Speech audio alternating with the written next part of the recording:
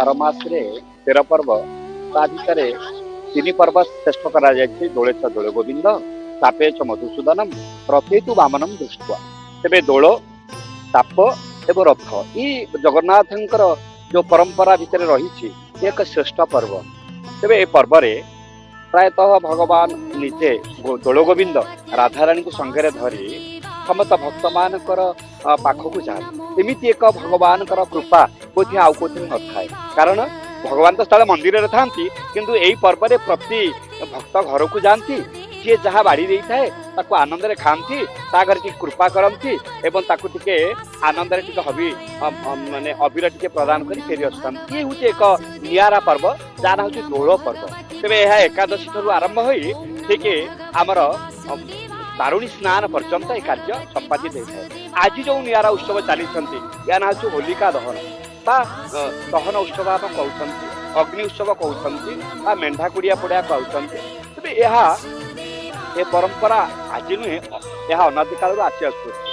तेज आठगड़ एक नियारा परंपरा। आठगड़ में स्वतंत्र भाव में जहाँ श्रीक्षेत्र परिपालन हुए आठगड़ में परिपालन होता है। तेणु आठगड़ में समस्त कार्य संपादित होता है। ये जो रही गोविंद होते मुख्य यात्रा दियो।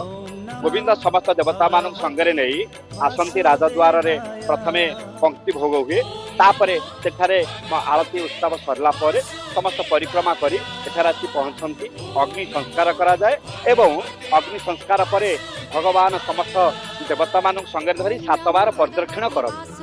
तापरे शांति भगवान बसंती तांकर मेलन उत्सव एवं संपूर्ण हबरे काली हब भगवान दोल बा डोली रे बसुथिबे एवं आगामी दिन में कौन कौन हब मो भक्त मान तेरे पांचिका पाठ हब भगवान शुणिबे, ताहा पुणी भक्त मान को अभय प्रदान करी दोल पूर्णिमा पर्व को पालन।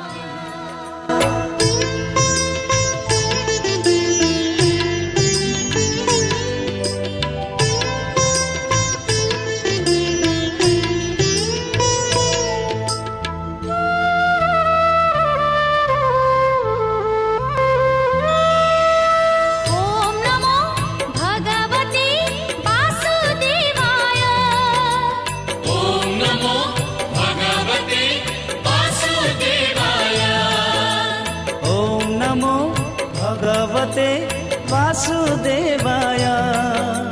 ओम नमो भगवते वासुदेवाय।